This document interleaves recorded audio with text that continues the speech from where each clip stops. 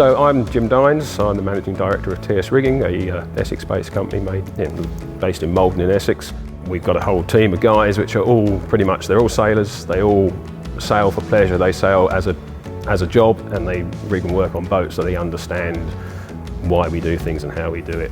This project, this restoration of the mast at HMS Ganges is very important to me personally. My father was here in the 50s as a boy seaman and went through the Navy. I was at sea my life working for the MOD, for the Royal Fleet Auxiliary. So the sea is in our blood, and to have this mast being restored properly and not a fake or a modern, a facsimile of the mast is just so commendable. So a little bit of the history of the mast. The mast has been made up out of components from various different ships that have been decommissioned over the years.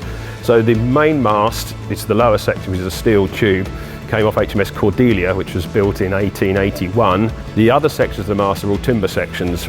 The topmast came from HMS Agincourt, and the original mast no longer exists, but a lot of the components on that mast, the ironwork, are all still originally. So elements of this mast date back to 1865. When we first looked at the job, we said, could we use this drill hall that we've stood in Nelson Hall to refurbish the spar? One, because it's on site, it's here, it's a massive great space to work in, and to keep the sort of story of the site of HMS Ganges and the mast all together in one place. And all the elements of this mast, which were brought in on site in 1905, are still on site and they've never left. So we've salvaged as much as we possibly could from the existing structure, and we've refurbished it all on site. So it's been here for 120 odd years, and hopefully we'll be here for the next 120 odd years. So after we dismantled the mast and took it down, we carried out an initial survey of the mast, where it is, from drawings, from existing photographs, and from physical measurements of what was left, which was a very dilapidated state when we came to take it down. And there were a lot of broken, rotten sections, so all we could do is piece it together and use the pieces of wire as a sort of length and